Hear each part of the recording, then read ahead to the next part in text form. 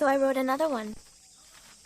Concrete roads everywhere I go, covering West Tokyo. Hola, comrades! Today's topic of interest, Whisper of the Heart. The conversation of great Studio Ghibli films usually centers on Spirited Away and Princess Mononoke, but I'd like to nominate for that discussion a film that does not get nearly enough credit. Whisper of the Heart, the intimate 1995 coming-of-age drama directed by Yoshifumi Kondo. I completely understand why this film isn't typically considered one of Ghibli's masterpieces. It's incredibly subdued and restrained.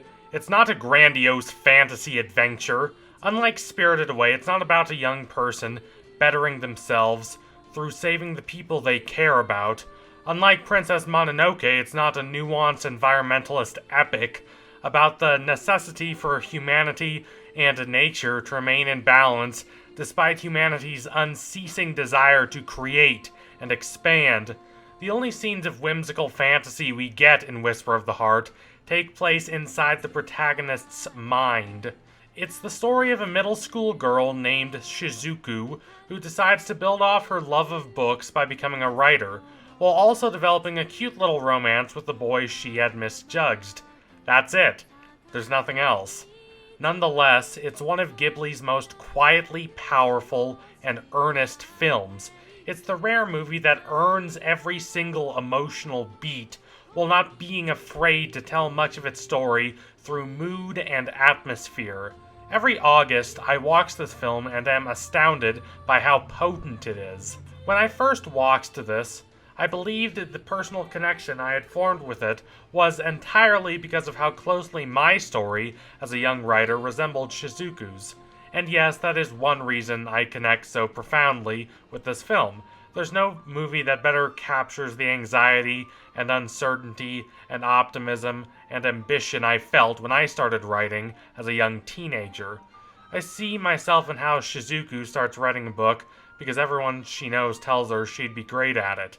I see myself in how the decision to start writing lights a fire in Shizuku, changing her wanderings through West Tokyo from childish frolicking to collecting inspiration. I see myself in how Shizuku's perception of the world is changed and expanded by her writing. I see myself in how Shizuku becomes so obsessed with writing because of how it makes her feel that she commits to it with an air of madness that discomforts everyone around her. I see myself in how the process of writing a book causes the intensely self-critical Shizuku to see her faults as a writer. I see myself in how Shizuku seeks out someone to read her book and give her feedback, not because she wants to be told she's great, but because she wants her doubts about her writing ability confirmed, and because she wants advice on what to do next.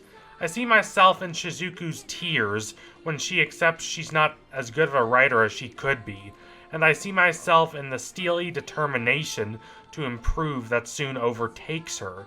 If this film's only accomplishment was to lucidly and non-judgmentally depict the emotions of being a young writer working on your first book, it would still be a significant work. But upon repeated watches, I've grown astonished at how the film reaches past writing as a topic to talk about something grandiose, bigger even than romance, and that is the process of creating one's identity. If I had to describe the central theme of this film in one and only one phrase, that phrase would be forming the foundation of the self. Whisper of the Heart is one of the best films I've seen about being a middle school-aged kid. This is a period of one's life that has been sadly neglected by art. There have been some exceptions, such as Bo Burnham's 8th Grade, but for the most part, art focuses either on little kids, who either don't have arcs at all, or have facile arcs about being brave or not succumbing to peer pressure, or high school kids, who tend to have arcs about leaving childhood behind and preparing for the adult world. However, kids from about the age of 13 to about the age of 15 face a different situation entirely. In a society that constantly instructs everyone, but especially kids, to be themselves, then smiles smugly and thinks saying this has helped them, these kids are trying for the first time to figure out who they are and what they want from life. High schoolers typically have some nascent self-image. It's weak and confused and going to be changed multiple times before they are able to fully self-actualize, but they have one. Kids who are 13 to 15 really don't. They've realized the world is more complicated than they thought it was when they were little, but they don't know what to do with that information. They have dreams, but they don't know how to progress toward those dreams, or even if those dreams are realistic. There is no shortage of films about achieving one's dreams, but Whisper of the Heart is about something that appears at first to be much smaller, taking the first steps toward achieving one's dreams. It's about staring into this bustling, wild mess of a world and getting an idea of what you want to be, even though you're a long, long way from getting there. Because of the incisive empathy dedicated toward presenting every emotion of Shizuku's awkward, promising transition out of childhood and her awakening as an artist, it is never trite.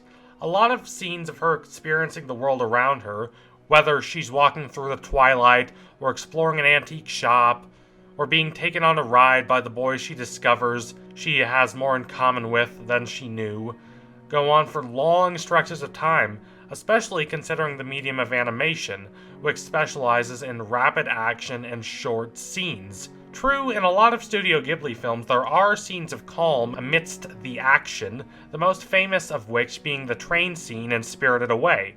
These are active pauses, meaning they are haunting, powerful scenes by themselves, while also providing time for all the emotions that have been stirred up by the active scenes to settle and be processed. However, in Whisper of the Heart, these scenes are not contrasted with the base of the film, they are the base of the film. Attention is paid not just to what Shizuku is experiencing, but how she is experiencing it. If these scenes were cut short, they would be less honest. Middle schoolers have more intense emotional reactions because they are experiencing the core of life for the very first time. They don't know how to handle these emotions, and they can't stop these emotions from overtaking them because they don't know who they are. As this is in Shizuku combined with the transition to being a writer, which is a shift from passive observation to active observation, she is overwhelmed with sensations. Singing John Denver's Take Me Home Country Roads while her crush plays violin is not treated as a distraction or a mere cutesy character building moment. It's treated as the most important thing in the world because that's how it feels to her. Overlaying the experience of being a new writer with the experience of being a young teenager intensifies and clarifies both. They both include euphoric highs and cataclysmic lows. They both dissuade one from admitting to anyone, even themselves, that they don't really know what they're talking about. They both involve one looking at a world they've seen thousands of times before and seeing something different in it, something they want to learn about, even if it is something they don't understand. Parallels are also drawn between the thrill of being a new writer and the thrill of falling in genuine love. They're both portrayed as experiences that raise one out of their quotidian existence and make everything around them glisten and sparkle. They're both portrayed as slightly mad experiences, but this madness does not diminish their power. If anything, their power is derived from their madness. Not being in control is both terrifying and wonderful, but the wonder overwhelms the terror. While the romantic material does not approach the thunderous poignancy of the coming-of-age material, it works because it does not try to exist outside the coming-of-age material. Instead, it's nestled inside that material. The bond between the two lovers has much to do with how they support each other as they pursue their goals. Whisper of the Heart's correct treatment of writing as a craft to be practiced, not a talent a chosen few are blessed with, is evident in the pairing of her and Seiji. They don't make her crush a different kind of artist, but rather a violin maker. While there is nothing easy about making violins, it is not exactly a prestigious profession, and it's a matter of working with one's hands, not solely with one's mind. There is no serious contingent claiming success in violin making is only because of natural talent. By setting their two journeys equal to each other, Whisper of the Heart is declaring writing to be as much about hard work as violin making is. It is also declaring that what Shizuku is experiencing isn't special because she's a writer, but because pursuing writing allows her to form her identity and decide who she is going to be. However, the idea of writing as a craft is most evident in the climax, wherein Shizuku is not given either the best possible answer, that she's a child prodigy destined to soon become a rich and successful author, or the worst possible answer, that she's a talentless hack who will never amount to anything. It's not about triumph or tragedy. It's about taking a first step down a very long and arduous road. Strangely, this lack of clear resolution is cathartic, both because it confirms what she already knew was true, and because it means her future is in her hands. Whether she succeeds or fails is, the film suggests, a question of whether she can refine her skills. That she is still not a fantastic writer by the end of the film is not depressing, because this film is not about where she ends up. It's about her finding her path and doing everything she can to pursue that path. It's about those electric moments when she realizes she has changed. It's about her proving she has what it takes to be the person she wants to be. It's about conversations with a crush and long walks down mysterious streets and a shop full of ornate antiques being set alight and transformed by the fire of drive and inspiration. Destiny calls, motionless I start. No, I can't go country road. No animation studio, including Pixar, has a better track record than Studio Ghibli. There has only been one bad Ghibli movie, an inexplicably insipid adaptation of Ursula Le Guin's incredible Tales of Earthsea. Also, despite Pixar's brilliance, a lot of its films follow the same basic formula. I should clarify that this is not an insult. The best Pixar films offer enough variations on that formula to feel refreshing. However, Ghibli's films stand out because they differ wildly in tone and content. The same studio that made Kiki's Delivery Service made Grave of the Fireflies, and that is astounding. The same studio made the introspective, engagingly meditative, cathartic Only Yesterday, and the sprawling epic Princess Mononoke, and that is astounding. But Whisper of the Heart may be the studio's most impressive creation.